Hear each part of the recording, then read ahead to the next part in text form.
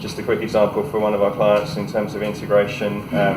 Mobile now is appearing in their press ads, it's in emails they send out, it's on direct mail flyers, they use mobile banner ads, it's within social media, and it's on their website, promoting all of the services and functionality and interaction and access no matter where they are and what they're doing. And this should apply and can apply quite easily to pretty much any of the clients out there. Again, this is, as I said earlier, we created quite a complicated and rich mobile internet site for Jaguar Estates. It was promoted very simply with a shortcode and a text message call to action. And that was the only call to action, in fact, on most of their very high profile banner, poster advertising and outdoor advertising across the States. So it was literally texting a shortcode which gave them a degree of measurability and tracking, and segmentation, understanding which sites and which locations within the given city were getting best reaction, and the shortcode pinged them a link back, and they had a link and it took them straight to the website. So it was quite straightforward and quite simple, and not too many links in the chain for the customer. Again, M&S sending out text messages. They've got a database of over 700,000 opted-in customers now, and they send out messages on a very regular basis communicating things like their dine-in for £10 offers.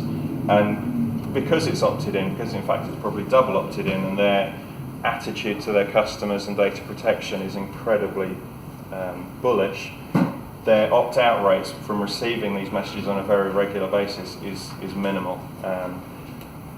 Less than 1 or 2%, and actually it's kind of, it tends to be a net growth on every month that this stuff happens.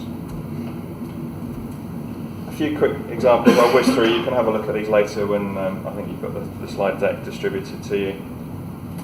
With British Airways, we use text messaging, or provide them with text messaging for their customers. So if they've got flight alert issues, if a flight's being delayed, arriving early, whatever it might be, if somebody's meeting you at the airport, a text message can be sent to those people telling them of an updated arrival time. If you're at the airport waiting for your plane or about to travel to the airport, then you can receive an SMS and actually understand how that plane is doing to schedule.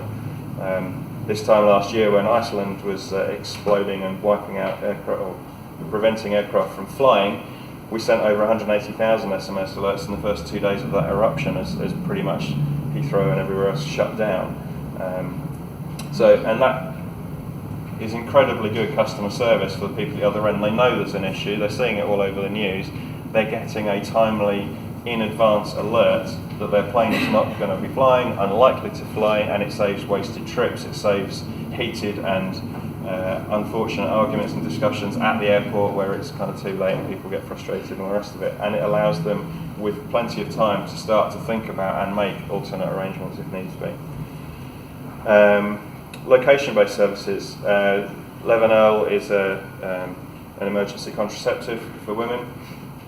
We ran a service for them where, on the basis of a simple text message, they got a text response back which gave them location and phone number of nearby chemists if they were needed, and in a slightly more kind of visual version of that, with Mothercare stores you could send in a text message and it would send you a link and give you a map showing you where the nearest store was to where you were texting in from.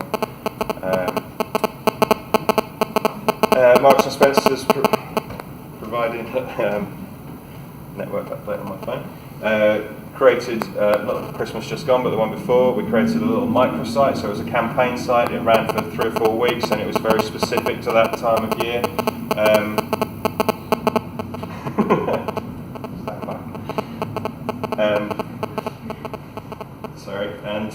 And allowed us to create very unique and specific, focused, small website that was relevant to the time of year and was relevant to the communications and the offers that were available at that point in time.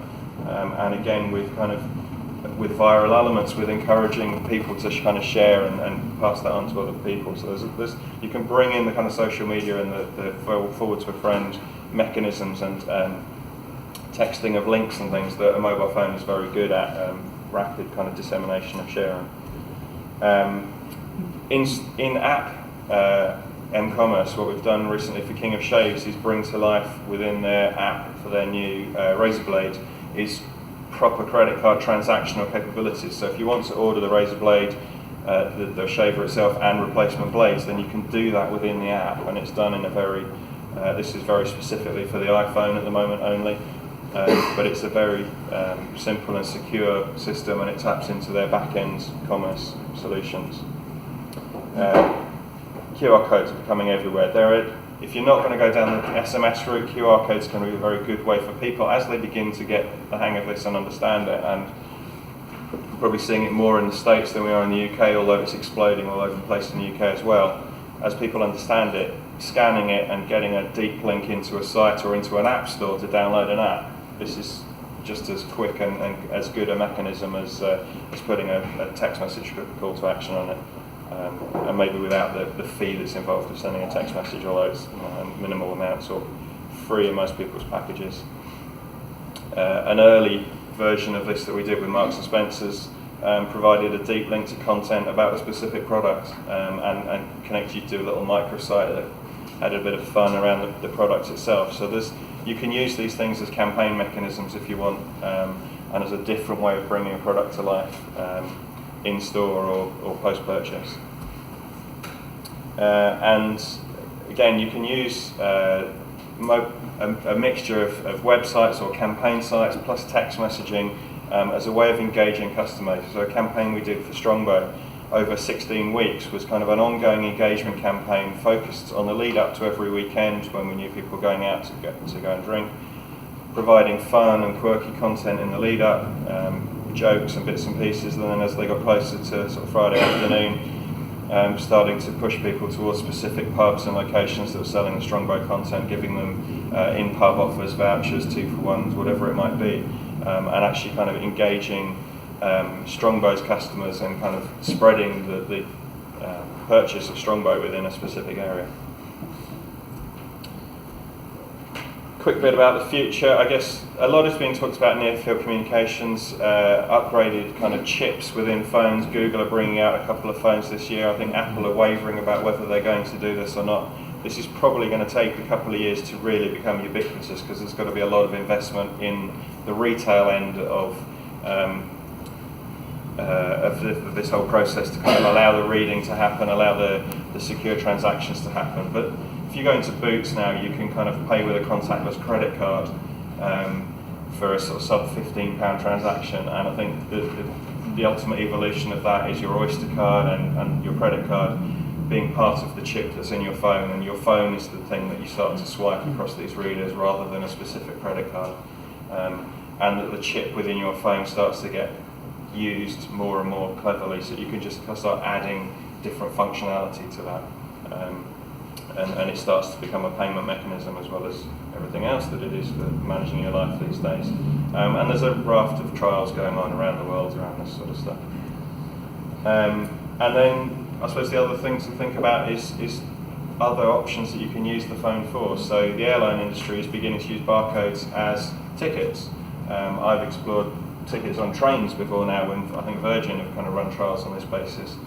There's issues again around reading the screen and reading the barcode off the screen, but in airports around the world, American Airlines I think are advertising this at the moment. Your ticket gets sent to you as a graphic device on your phone, and that's what you take to the airport with you to check in and everything else. So you can cut out paper costs, print costs, distribution costs, and use the phone as the kind of, knowing that your customers are going to have their phone with them because it's so important to them, as a way of kind of closing the loop on a transactional process, if you like. HTML5 is going to be an interesting kind of development as it comes live. It may well be the bit that kind of makes the bridge between the richness of an app that's downloaded and resident on a phone with the access and the ubiquity of an internet site, which is you only have to build once and is reached by a whole raft of different devices. You don't have to build a separate one for each different operating system. It's going to allow rich media so that you'll be able to bring video to life and things within a mobile site and overcome the issue with Apple not allowing you to use Flash and those kind of things. And it's kind of the next iteration of web building technology that's going to become important, and just something to think about and be aware of. So in summary, mobile's obviously a hot topic, or we wouldn't be here talking about it. Customers are doing these things on their phones, whether you're ready for it or not, whether your clients are ready for it or not. You need to think about it as part of the wider brand experience and as part of your transactional processes. And if you're not already having these conversations and engaging with various kind of people within the business, then you need to be thinking about it. It needs to integrate with everything else that you're doing. Again, that kind of feeds back to the fact that your customers are integrating it within what they're doing anyway, so you kind of need to be there with them and ahead of the game if possible. Mobile does allow you to track very accurately, and it allows you to kind of provide all the functionality and segmentation and profiling and things that you would expect and rely on from the internet. I would say this, wouldn't I, but use a mobile specialist, especially at the moment. There's a lot of learning and understanding that's gone on amongst specialists in the last few years that more general agencies are probably having to run to catch up and understand and know, and at the very least in the short term and probably in the longer term, as we've seen with web agencies, specialists will tend to give you the increased functionality and avoid maybe some of the pitfalls that might not be immediately obvious elsewhere. And this is a fast-moving environment. It's changed so much in 12 months, and it's going to change rapidly again in the next 12 months, that you've got to be aware with what's going on and keep an eye on it to some degree, because your customers will be there leading the charge, because they seem to be getting it much more faster than everybody else at the moment. And I think if you just need to be on that path and understanding it to stay ahead of them and to keep up with them effectively. And a closing thought. In 2000, when the dot-com bubble was kind of at its peak, there were 350 million people online and probably on dial-up thinking about it at the time, rather than broadband. At the moment, there are 400 million people with smartphones in the world, and 4 billion of them with internet-capable phones of some sort or another. So we're already kind of in a mobile bubble, if you like, and it's not going to shrink or pop anytime soon.